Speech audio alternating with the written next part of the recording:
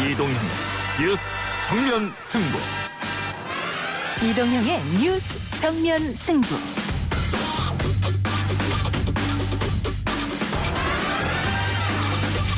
청취자 여러분 안녕하십니까. 이동형입니다. 21번째 부동산 대책. 굵직한 대책마다 시장이 들썩였습니다만 잘 잡히지 않는 집값과 투기 수요는 여전한 문제입니다. 과열 지역의 투기 수요의 유입을 차단하기 위해 조정 대상 지역과 투기 과열 지구를 확대 지정하겠습니다. 최근 집값 상승이 지속되고 있는 경기, 인천, 대전, 청주 중 일부 지역을 제외한 전 지역을 조정 대상 지역으로 지정합니다. 최근 김포, 파주 등에도 투기 수요를 억제하기 위한 규제 이야기가 나왔지만 근본적인 분석부터 틀렸다는 지적이 경실련을 통해 제기됐습니다. 또 서울시의회 의원들 5명이 약 81채의 집을 보유했으며 관련 상임위 소속이라는 점을 통해 분석과 실행 모두 틀렸다는 지적도 나왔는데요. 관련 내용 발표한 경실련 김성달 부동산 건설개혁본부 국장과 이야기 나눠보겠습니다. 사상 최악의 장기 미제 사건이었던 경기도 화성 일대 연쇄살인 사건이 34년 만에 마무리됐습니다. 1년간의 재수사를 벌여온 경찰은 이춘재가 14건의 살인과 9건의 강간을 저질렀다고 결론 내렸습니다. 영화 살인의 추억에서 나온 말처럼 미치도록 잡고 싶었던 범인, 이미 이춘재로 밝혀졌습니다. 그러나 범행 동기는 수사 중이었는데요. 오늘 결과가 발표됐습니다. 자세한 소식 기자 언박싱에서 전해드리겠습니다. 이빨 깨물어. 야! 네? 컨텐츠 나나 내일부터 네 뭐 쿵한 표정 보인다 하면 니는 가만 안 둔다 알았어? 네. 뺨을 때리는 소리가 충격적입니다. 앞서 들은 소리는 트라이애슬론 최숙현 선수가 수년간 가혹행위와 폭행을 녹취한 것이었는데요. 결국 스스로 생을 마감하며 진상규명을 외쳤습니다. 오늘 3부에서 고 최숙현 선수의 아버지 최영희 씨와 어떤 일이 있었는지, 진상규명을 위해 필요한 것은 무엇인지 이야기 들어보겠습니다. 오늘 2부 순서에서는 코로나 극복을 위한 지방자치단체장 릴레이 인터뷰, 양승조 충남도지사와의 인터뷰가 준비되어 있습니다. 그리고 4부에서는 여론 전문가들과 함께 최근의 여론조사 추이와 이슈별 여론 향배 분석해드립니다. 7월 2일 목요일 이동희 뉴스 정면 승부 시작합니다.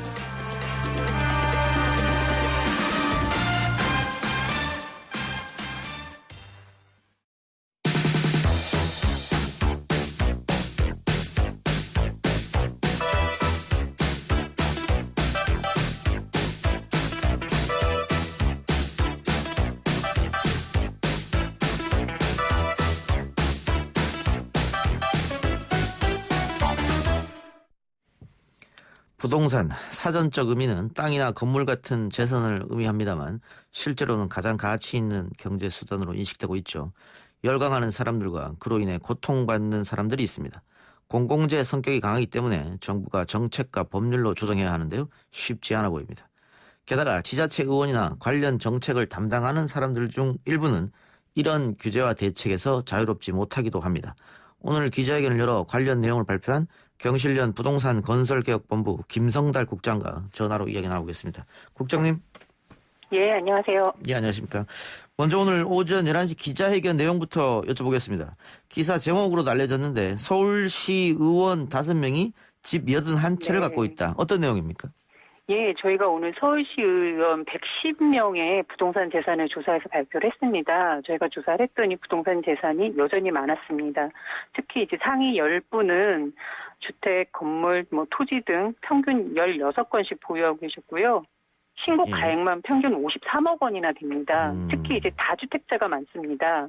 예. 전체 의원분들 중에 31%가 다주택자인데 이 중 특히 3주택 이상을 보유한 분들 중 상위 5위를 봤더니 평균 16채씩 소유하고 계신 걸로 나타났습니다. 네. 제일 많이 가지고 계신 분이 민주당 강대호 의원이신데요.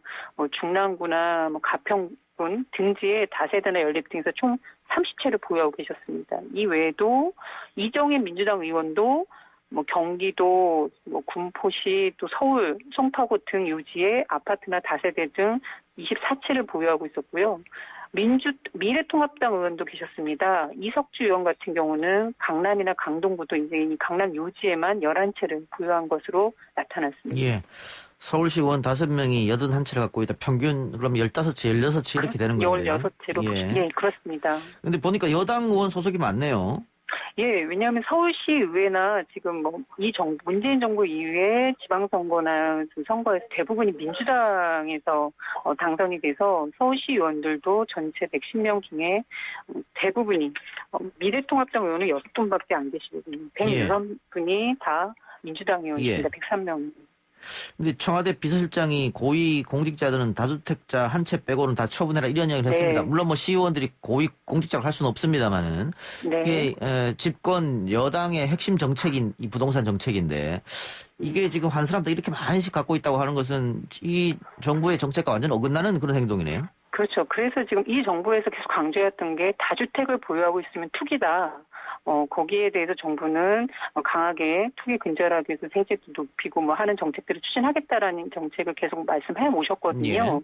그런데 정작 그 정책을 추진하고 입안하고 하시는 자리에 계신 고위공직자분들, 광역단체 의원들도 1급 이상 고위 공직자로서 재산을 공개하고 계신 건데 예. 막상 저희들이 국회도 들여다보고 또 청와대 참모도 들여다보고 또 이번에 서울시 의원도 들여다봤지만 부동산이 매우 많습니다. 매우 많고 다주택을 보유하신 분들이 많아서 이 분들이 사실은 정책도 만지시지만 한쪽에서는 이 정부에서의 집값 상승에 의한 수혜를 보신 거다 이렇게 얘기를 할 수 있고 그러려면 집값을 빼려는 노력들을 해주셨어야 되는데 사실 예. 그러지 않았거든요. 예. 이분들이 혹시 관련 상임위에 있는 네. 겁니까? 어떻습니까? 네, 그것이 이제 더 심각한 문제라고 저희가 오늘 발표를 했는데요. 예.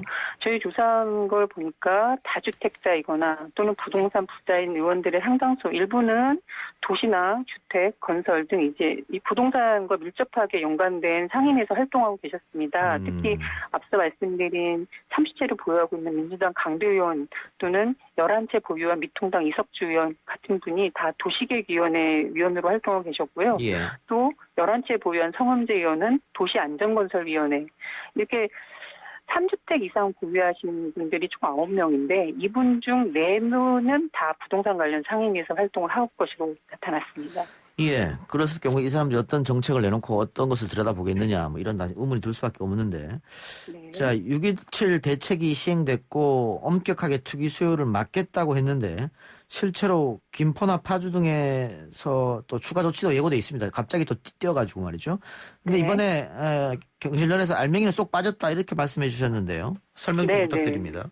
네, 6.17 대책 발표하면서 21가지 대책을 발표했다. 근데 결과적으로 보면 문재인 정부 이후에 아파트값이 떨어지지 않았습니다. 한 채당 예. 3억 원이 올랐는데 결국은 이게 정부의 정책이 사실은 투기를 더 부추긴 정책 아니었나 이렇게 의심할 수밖에 없고 이번 6.17도 다르지 않다고 보는 게 올 상반기에 코로나 사태가 장기화되면서 집값이 오르지 않았습니다. 예. 오히려 강남 재건축 아파트 단지 같은 경우는 하락세도 나타나고 있었는데 언제 다시 상승했냐면 5월 이후로 상승했거든요. 예. 이 상승 지점에 무엇이 있었냐면 정부가 집값도 오르지 않는데도 불구하고 용산 정비창 부지를 공급하겠다, 개발하겠다.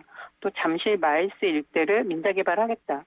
또 재개발 사업들에 대해서도 규제를 완화해서 어떻게든 사업이 추진될 수 있도록 정부가 뒷받쳐 주겠다. 이러한 예. 공급 확대책을 발표를 하신 이후에 집값이 뛴 겁니다. 즉, 그 정부의 규제 완화성 개발 확대책이 최근의 집값 상승의 원인인데 정작 6.17 대책에는 그런 것에 대한 재검토 또는 개선 방안 등이 다 빠져 있거든요. 그러면 그런 근본적인 원인과 진단은 빠진 채 핀셋형 규제로 주택 소유한 개인에게 강하게 규제하겠다라는 얘기로만 6.17 대책이 다 포함되어 있으니 실질적으로 집값이 낮춰지지도 않고 풍선 효과, 반발 등의 부작용만 지금 계속 나오고 있다. 저희는 이렇게 봅니다. 그 5월 달에 집값이 뛴 이유는 정부의 공급 확대 정책이 있었기 때문이다. 이 말씀인데. 네. 왜냐하면 4월까지만 해도 집값이 오히려 하락하는 것들이 대부분 읽혀져 있었고 언론에도 그런 기사들이 계속 보도되고 있었거든요. 그런데 한쪽에서는 이 정부에서 공급을 너무 안 해서 집값이 꾸준히 뛰고 있다. 또 이렇게 분석을 하던데요. 그 말씀에 동의하기 어려운 게 이 정부는 지금 원래는 공급이 아니라 투기가 집값 상승의 원인이기 때문에 투기를 잡겠다고 하셨지만 사실 30만 호 수도권 신도시 30만 호 공급 대책을 발표하셨습니다. 예. 그리고 이제 곧 보상이 들어갈 것 때문에 또 집값이 들썩거릴 것이고 정말로 그 공급이라는 게 이러한 논밭 임야를 강제 수용해서 개발하는 신축 중심의 공급만 있는 건 아니다. 예. 지금 이 정부에서 계속 얘기되는 게 다주택자들이 계속 주택을 세게 하고 있다는 점이거든요. 그 다주택자들이 보유하고 있는 여유주택을 시장에 내놓게 하는 게 훨씬 더 무주택 서민들을 위한 그리고 당장 공급 가능한 공급 확대책인데 그러려면 다주택자들은 집값이 오르면 절대 매물을 내놓지 않습니다. 다주택자들이 세금을 조금 올리더라도 집값이 계속 오르는 구조면 매물을 내놓지 않은데 세금도 강화하지만 집값을 떨굴 수 있는 정책을 한쪽에서 추진할 때 이 다주택자들의 주택이 시장에 매물로 대규모로 나올 수 있다.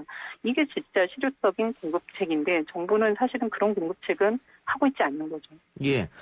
보상비가 많이 풀리면 또 그 돈이 부동산으로 다시 들어올 수 있으니까 집값이 네, 저희 이제 하반기에 예. 정부가 지금 수십조 원의 보상을 하겠다라는 계획이 나오면서 주변 예. 지역의 집값 상승이 또 우려되고 있습니다. 예. 그런데 지금 이명박 박근혜 정권 때는 뭐 빚내서 집을 사라 계속 이렇게 정책을 냈지 네. 않습니까? 네. 근데 반대로 노무현 문재인 정부에서는 어떻게든 집을 잡겠다 그러면서 다양한 네. 정책을 내놓고 있는데 이명박 그래서 박근혜 때보다 어떻게 노무현 문재인 정부 때 집값이 더 이렇게 뛰어오르는지 조금 이해가 안 된단 말이죠. 예, 그래서 이제 국민들이 화가 나고 도대체 정부가 그래서 저희가 묻는 게 정부가 강조할 때는 말씀하실 때는 대통령도 취임 초기로 되돌리는 게 맞다라고 하셨거든요. 예. 근데 왜 자꾸 집값은 돌아가지 않고 오르기만 하느냐. 예. 그건 좀만 들여다보면 정부가 말과 실제적으로 추진하는 정책이 어긋나고 있다는 겁니다. 사실 정부가 이명박 정부 때 규제 완화 얘기했고 이번 정부는 규제 강화를 얘기하지만 더 들여다보면 이명박 정부 때는 박근혜 정부 때는 분양가 상한제라는 고분양 아파트를 나오지 못하도록 하는 정책이 있었고 이명박 정부 때는 저렴한 공공주택을 대규모로 공급한 강남에 1,000만 원짜리 아파트를 공급한 정책들이 줬었거든요. 예. 근데 지금 이 정부에서는 분양가 상한제 아파트도 민간에서는 하나도 지금 시행되지 않고 있습니다. 또 저렴한 공공주택 확대도 지금 정부 계획에는 다 바가지 분양 얘기만 돼 있지 저렴한 가격으로 집값이 나오지 않기 때문에 결과적으로 집값이 다시 뛰어오를 수밖에 없다. 예. 이렇게 보고 있습니다. 그럼 그 국장님 아까 말씀하실 때 다주택자들이 집을 내놓아야지만 집값이 안 네. 오른다고 말씀하셨는데 그럼 보유세를 대폭 인상하는 방안은 네, 어떻습니까? 보유세 강화 필요합니다. 보유세 강화를 통해서 좀 다주택자들 불로소득을 잡을 수 있는 정책이 필요한데요. 예. 보유세 강화는 이 정부가 강조해 왔거든요. 실질적으로 다주택자들의 종부 세율도 인상을 했습니다. 그런데 집값이 잡히지 않는 이유는 뭐냐면 보유세는 다주택자들만 내는 게 아니라 법인 토지에서도 절반 이상은 거치는 구조거든요. 예. 근데 정부는 개인에 대한 과세는 강화했지만 법인 토지에 대해서는 하나도 강화되지 않고 있고 또 들어가 보면 법인보다 개인이 보유세를 2배 이상 많이 내는 구조이는 이 불공정한 보유세 체계가 있습니다. 이게 지금 과세 기준의 문제이거든요. 저희가 개인은 공시가격, 법인은 공시지가인데 각각의 시세를 반영하는 비율이 다르기 때문에 불공정한 과세 체계를 개선하라는 요구를 지속적으로 하고 있습니다. 그런데 예. 정부는 지금도 공시지가를 인상하지 않으면서 보유세 강화를 얘기하니 그것도 서로 어긋나는 얘기들을 하고 계신다 보여지는 거죠. 공시지가를 인상하면서 보유세도 더 그렇죠. 강화해야 된다. 네, 그게 예. 같이 일방향으로 가야 되는데 강화하신다고 하시면서 공시지가 인상 얘기로 하면은 그거는 계획 안에 지금 나오지 않고 있기 때문에 그건 법 개정 없이 정부 의지만 있으면 정확한 가격을 조사하는 거라서 가능하다. 그런 노력들이 사실은 정부가 해주면은 그게 집값 안정으로 이어질 수 있다고 봅니다. 보유세도 올린다고 했는데 뭐 찔끔찔끔 올리고 이러니까.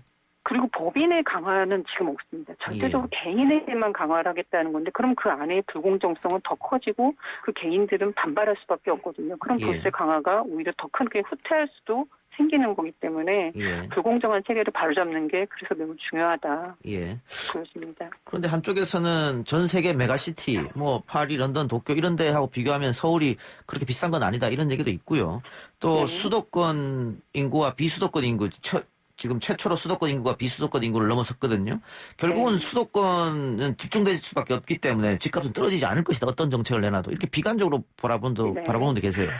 저희가 보기엔 절대적으로 높습니다. 저희가 최저임금을 기준으로 이 정부에서 최저임금이 많이 올랐기 때문에 집값을 마련하려면 얼마나 걸리냐 조사했더니 취임 초에 37년에서 지금 현재 43년으로 증가했습니다. 불로소득 중도 성장이 있었기 때문에 최저임금이 오르는 그 효과가 나타나지 않고 있다. 이게 하나 있고요.